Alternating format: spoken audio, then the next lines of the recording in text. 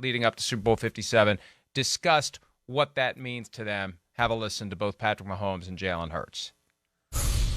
Yeah, I mean, to be on the world stage and have two black quarterbacks starting in the Super Bowl, I think it's special. And I've learned more and more about the history of the black quarterback since I've been in this league. And the guys that came before me and Jalen set the stage for this. And now I'm just glad that we can kind of set the stage for guys that are kids that are coming up now. And so it'll be a great game against two great teams and then against another great quarterback. So I'm excited to go out there and try to do what we can to win against a great team. Yeah, I think you've seen over time, it's whenever a guy like Doug Williams or Michael Vick or Donovan McNabb go out and play great football, it gives other guys like me and Jalen chances to have this platform and have this spot on an NFL team. And so if we can continue to show that we can consistently be great, I think it'll just continue to open doors for other kids growing up to follow their dreams and be a quarterback of an NFL team. And it's good that we have guys like Jalen on the other side because he's a great person and obviously a great quarterback. Yeah, I think it's history. I think it's something that's worthy of being noted, and it is history. You know, it's come a long way. I think there's only been 7 African-American quarterbacks to play in the Super Bowl, so to be the first for some is pretty cool. So I know it'll be a good one. 30 years ago, the issue of black quarterbacks was a big problem for the NFL. It was obvious. It was conspicuous, just like the coaching issue still is. 20 years ago, it was still kind of an issue. I think in the past 20 years, at some point, we've gotten to the point where for most coaches, if not all coaches and executives and owners, it's no longer an issue. I'd like to think it's no longer an issue. I am surprised. I'd never really thought that we haven't had a Super Bowl with both starting quarterbacks black, but okay, that's a first, and we acknowledge that, and maybe it's the last time we ever even talk about it. Maybe we're at the point where it just doesn't matter. It truly doesn't matter anymore. It's a non-issue. We've evolved to the point where the teams don't care about those things like owners and coaches and GMs may have once done, and we know they once did, 60s, 70s, 80s, stereotypes that were wrong at the time, and we all realized, how wrong they were, and football moved past it. And that's a good thing. And hopefully this is the last time. I don't want to say it's the last time it's ever discussed, but you know my point. I just want it to be, and I think we've gotten to the point where it's a non-issue. And I think it is a non-issue. I hope it's a non-issue for the NFL's teams as of 2023. It strikes me as very much a non-issue. When I heard about this, first of all, I didn't hear about it until about, I didn't even read or hear anything about it until about 1 o'clock in the morning, Sunday night, writing my column in Kansas City. And I said, oh, that's interesting. But I never really gave it a lot of thought. Here's what I think has happened in the NFL, Mike. And this is why I think eventually, the coaching situation will catch up. Okay? The reason why I think that people are going to just look at this logically right now and have no care whatsoever about what color or what you might think of, let's say, a black quarterback or a white quarterback, is that time after time after time, the myths on both sides have been dispelled. Okay? And I guess specifically what I'm talking about is, if you talk to Andy Reid about Patrick Mahomes, you would think you're talking to him about a PhD from MIT. And I'm exaggerating only slightly. It's Mahomes who wants to be challenged and who wants to do all the new things that you might install just on Wednesday. Hey, let's practice that a couple of times. We can do that. And I think it's the same thing with Jalen Hurts. When you talk to the coaches in Philadelphia, the sky is the limit with everything they can do. And, Mike, I also refer to the fact that quarterbacks in college football today are obviously they're not stapled to the pocket like Manning and Brady were, okay? And look, Tom Brady proves that if you have a pocket quarterback who runs glacially, you can still win. That's absolutely fine. You can win in a variety of ways. And I think what really makes these two quarterbacks great is that they can stay in the pocket. They can run. Hurts a little bit better than Mahomes, I think. But in throwing on the run and in making mobility a huge part of their game, they are absolutely fantastic at it. And look, this reminds me a few years ago after Lamar Jackson won the MVP. I said to another general manager in the league, not in Baltimore. I said to another general manager in the league, I said, man, Lamar Jackson's great, but don't you think that Baltimore is going to have to start emphasizing to him, man, stay in the pocket a little bit more and make your career last. You want to play 15 years, not 9. And this guy said to me, he goes, why? If he can be a truly great player for 8 to 10 years and maybe miss some time along the way, isn't that better than being an average quarterback and taking away the guy's legs? And I really started to think differently about that. And so, look, I think in this particular case, I just think both of these quarterbacks can do multiple things very, very well. And no one that I even have heard a sideways anything in the last 10 years about the black quarterback issues, whatever they might be. I just think we are going to be colorblind as much as possible at that position. 2 points.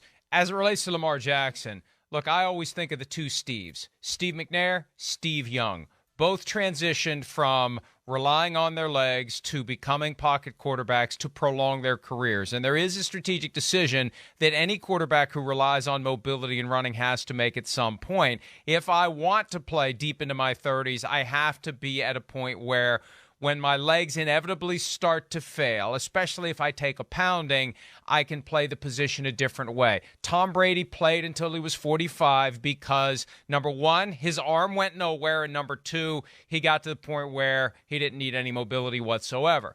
Second, think of all the time we spent last Friday talking about the still lingering issues with the Brian Flores litigation, Steve Wilkes involved in it, the clear problem the NFL still has when it comes to the race of coaches. And one of the responses I hear, Peter, consistently on the issue of who the coach is, well, it's a meritocracy. They're just looking for the best. They're just looking for the best. Well, think about how warped the mindset was of the teams when it was clearly a meritocracy in the 70s and the 80s and the 90s. It was a meritocracy. The idea was to win. Put your best players in the best positions to help you win. Think of all the guys. And the first name that comes to mind for me is one of the best quarterbacks I've ever seen at any level of football, a guy named Major Harris, who was 30 years ahead of his time. Because Major Harris could do all the stuff that Patrick Mahomes does. Maybe not to the same level as Mahomes because he never got a chance. He never got a chance because he couldn't run the pro-style offense. I mean, there was so much of that backward-ass thinking baked into the game that people refused to embrace a big dose of meritocracy when it hit him in the face. We got a guy that, look at what he can do. Look at his film from when he played at West Virginia. Holy shit. Pardon me, I usually don't say that when we're live on Sky. Holy crap! Hopefully they bleeped it. But we take that, this skill set, which is unstoppable, and we make it part of our pro attack. We don't try to jam a square peg into a round hole. Oh, sorry, you can't operate from the pocket.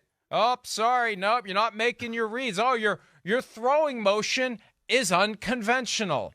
And he did have an unconventional throwing motion, but it worked. And that's my big regret. We were robbed of so many great quarterbacks. Think of how much we enjoy watching guys like Patrick Mahomes. And I can't help but wonder how many players over the years could have been Patrick Mahomes before Patrick Mahomes. But that collective bias robbed all of us of some spectacular seasons from spectacular players who would have waltzed right into the Hall of Fame. It's the same thing in baseball, only it happened, 2/3 of a century ago. It happened like before 1960 when obviously so many teams, and Jackie Robinson broke the color barrier in 1947, but still there were teams very reticent at that time, to sign and to promote black ball players. And I think it was the same thing at the quarterback position. But Mike, you know what? I think it almost lasted till, and I think this was 2009, right? Remember when the Miami Dolphins drafted Pat White in the second round and they made him basically a wildcat quarterback? This was the kind of the RPO before the RPO was founded. And, and obviously that was a failure. Either the Dolphins didn't stick to it or, it just didn't work for whatever reason. But, the NFL has a really poor history in getting black quarterbacks to be on rosters and to be great over time. Go back to Marlon Briscoe in Denver, really, in the early 60s. But it's a poor history. And right now, I think it's not going to be a poor history anymore because teams understand, look at, hey, Mike, here's the other thing I would say about this whole topic. Who do you want leading your team? I mean, Patrick Mahomes has the will of Tom Brady. Look at what he did last week. All of his players gone. He said, we are not losing this bleepity bleep football game. And all of that stuff about whatever deficiencies black quarterbacks might have that hopefully now have vanished forever, but were still there when I started covering football in the 80s. It's clear that we have seen over and over and over again. If you had a draft right now, and you asked coaches around the league and GMs around the league, tell me this, who'd be the top 5 quarterbacks picked?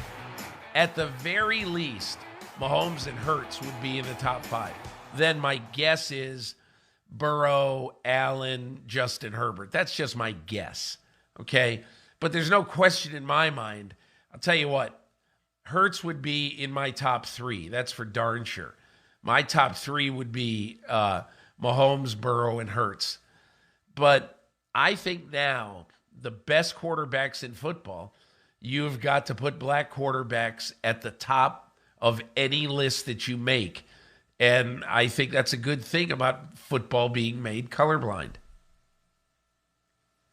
When you mention Pat White, you throw right into my wheelhouse. So I do have to say something about Pat White. I was very invested in Pat White. And I possibly have never even connected those dots until right now. He was supposed to be what Major Harris never got a chance to be. That's why I was invested in Pat White. He was the best West Virginia quarterback since Major Harris. The problem was he wasn't big enough.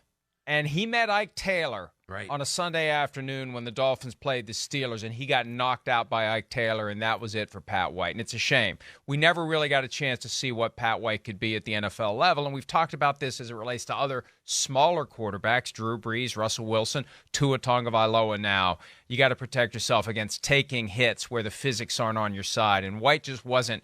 He may have been almost as tall as Major Harris, but he just didn't have that thickness to him like a Russell Wilson versus a Tua has, where you've got that natural armor to protect you against taking the kind of hits you're going to get at the NFL level. So it's a shame Pat White never got a chance to flourish, but it was different. For him, the opportunity was there. It was another reason that kept him from becoming what he could have been in the NFL. For Major Harris, he just never got a fair shake. And it really is a shame. But the hope is that that's a non-issue now. And my hope is that at some point in my lifetime, the issue of bias in the hiring of coaches will be gone for good. And it may take a massive verdict, frankly, in the Brian Flores case to ever get the NFL to that point. They may have to be dragged kicking and screaming with money falling out of their pockets to finally change their ways when it comes to hiring coaches. Hi, it's Mike Florio. Thanks for watching PFT on YouTube. Hit subscribe for the latest news and analysis from Pro Football Talk.